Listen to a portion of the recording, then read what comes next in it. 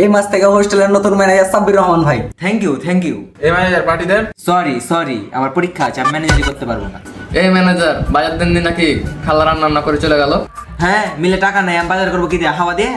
ওই খাতার দিকে দেখি। নো, এটা ম্যানেজারের খাতা, এটাতে তোমার হাত দেওয়ার পারমিশন নাই। তোমার সাথে হিসাবের পর দেখা হবে, যাও। ঠিক আছে, মাস্টার হিসাবে দিন দেখা হবে। দুনিয়া সবই হিসাব মিলে না, শুধু আমার মিলে।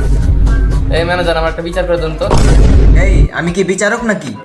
আপনাকে ম্যানেজার বানাচ্ছে কি জন্য? ঘাস কাটার জন্য? কি বিচার বলো?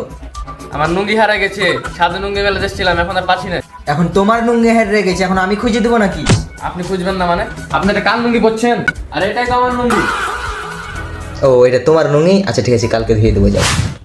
তোদের 3000 টাকা দিয়ে বাজারে পাঠিয়েছি। বাজার তো দেখে মনে হচ্ছে যে 1500 টাকার বাজার। কি এমন বাজার করেছি, হিসাব দে। আচ্ছা হিসাব দিচ্ছি, দাঁড়ান। আলু আনছি চাইনিজ আলু 160 টাকা করে কেজি। 5 কেজি আলু আনছি, তাহলে কয় টাকা হয়? চাইনিজ আলু? এ আলু তোরে কে আনতে বলছে?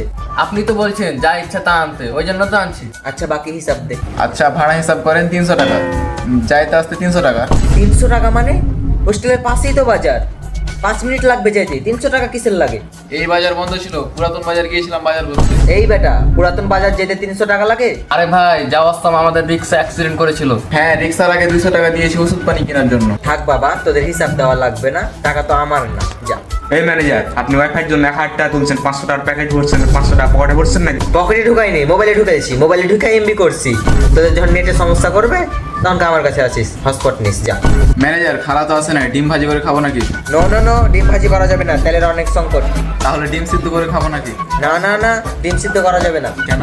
গ্যাস শেষ হয়ে যাবে। তুমি মিলে টাকা দাও না কেন? দিব তো, টাকা দিব তো। দিবা তো শুরু থেকে বলছো, তো কবে দিবা সেটা বলো। দিব 8 তারিখে দিব, জান। আজকেই তো 8 তারিখ।